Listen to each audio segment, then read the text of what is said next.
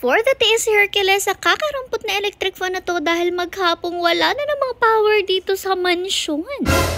Hello Pack members! Welcome back to Husky Pack TV. For today's video, another very hassle at very stressful na naman na video kasi nga po alas 7 pa lang ng umaga. Ay grabe, wala na naman po agad kuryente dito sa atin. Kaya naman si Mother for the go na agad siya dito kay Hercules kasi kung alam nyo lang nagwawala na talaga siya dyan at nag-iingay dahil naiinita na siya. Pero wag kayo ng time na to malamig pa sa mansyon dahil kakawala nga lang talaga ng power pero nagagalit si Hercules dahil bigla nga namatay ang electric fanism niya. Alam nyo naman kasi yung si Hercules sobrang mainit din talaga to the point na hindi yan mabubuhay nang walang nakatutok na electric fan sa face of Valerie niya. Kaya naman heto, inasar-asar siya ni Mother at binigay nga sa kanya itong handheld fan na to at takang-taka naman si Hercules kung bakit sobrang liit niyan.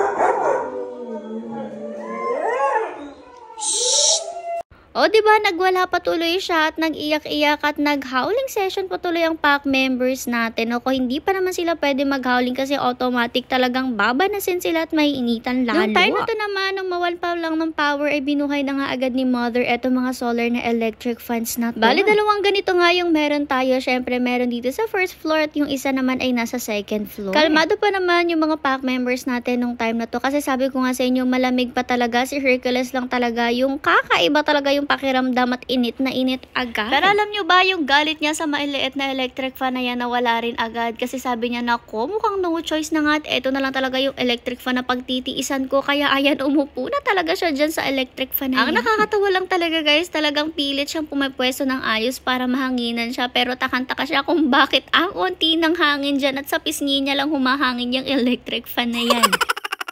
Pero sabi ko nga sa inyo, no choice nga siya dahil ito lang ang binigay sa kanya ng mommy niya. Kaya naman pinagtitiisan niya talagang ganyan. Pero syempre, inasar nga lang siya ng mommy niya dahil may nakahanda naman talaga tayo dito na mas malaki pa ng mga rechargeable fans. Saglit nga lang inasar ni Mother si Hercules at inilabas natin nga niya etong isang to. Kasi naman syempre malamig pa nga. Ginamit lang niya yung maliit na fan para mag-circulate at papunta sa kanya yung malamig na hangin. Pero maya-maya pa ipinalta na nga niya nitong mas malaking fan na to para naman kahit papano yung makatulog at makapagpahinga siya kasi hindi talaga aari sa kanya yung maliit na fan na yan. Kita nyo nga sumuksok na talaga siya, like lumapit na talaga siya ng sobra doon sa maliit na fan para mahanginan siya. Pero takang-taka siya kung bakit effect ang electric fan na yun. In fairness, happy-happy rin naman si Hercules na malagyan nga siya ni Mother ng mas malaking fan na talagang umupo na rin naman siya dyan. Mas uminit pa rin nga nung time na to dahil nga po naglilinis sa mansyon at labas-masok nga po ang ating mga pack members kaya naman talagang umiinit yung loob ng mansyon at lumalabas yung natitirang malamig na hangin. Ito namang isang electric fan ni Hercules kaya aga-aga ay talagang ubos na agad kaya naman for the palit na agad tayo dyan. Medyo nagwawala na rin nga pala yung pack members natin nung time na to at ayan talagang mga gisingan sila dahil nag-uumpisa na nga po talagang uminit. Kaya naman naisipan ni Mother na ilabas na nga po yung iba pa nating mga fans pero inuna nga niya etong electric fan ni Hercules since naubusan na siya agad-agad ng power. Buti na nga lang may isa pa siyang pamalit pero Diyos ko Hercules last na to kapag naubos to ewan ko na lang sa'yo wala ka na magagamit. Anyway si chika ko nga sa inyo may advisory naman na mawawala ng power kaya pinaghandaan naman talaga natin ito. Very stressful lang talaga siya para sa ating pack members kasi yung power po from 7 AM hanggang 7 PM pa. Imagine nyo gabi na magkakaroon at grabe yung init na dadanasin maghapon. Kaya naman for the push yung Mother na ma-make sure na kalmado lang sila para hindi sila masyadong mainitan at heto nga pinagsama-sama na niya lahat ng mga rechargeable fans na meron siya. Marami din naman biniling ganyan si Mother at nire-reserve niya ngayon kapag ganitong mawawala ng kuryente at heto dalawa na nga yung nailagay niya dito sa first floor tapos nilagyan niya pa nga yung medyo dulo bali tatlo na dito sa first floor. Si Hercules naman kalmado na rin dahil meron na nga siyang bagong electric fan. Bali mag-iingay lang pala yan guys kapag nga namatay ng electric fan yan. Kasi naman electric fan warrior na yung Hercules na yan. At huwag kayo kung saan nakatutok ang electric fan ay doon din siya pepuesto as in marunong na talaga siyang humarap sa electric fan. Anyways, yung dalawa pa nating maliit na rechargeable fan ay naka-reserve naman to para dito sa mga females natin sa second floor. Syempre, dinala na nga ni Mother yan para nga malamigan na rin sila dito. At mas malamig pa talaga dito sa second floor guys dahil mas malakas yung aircon dito nung bago pa man mawala ng kuryente. Pero ayan na nga for the buhay na rin si Mother ng fan. Pinaikot na niya para maglagyan nga ng hangin lahat ng pack members natin. Hingal na hingal naman sila nung time na yan at ay talaga hindi magkaintindihan ang mga dila nila para mga tiktik na sa sobrang haba. Buti na lang at kineri pa nila hanggang sa magkakuryente ulit nung gabi.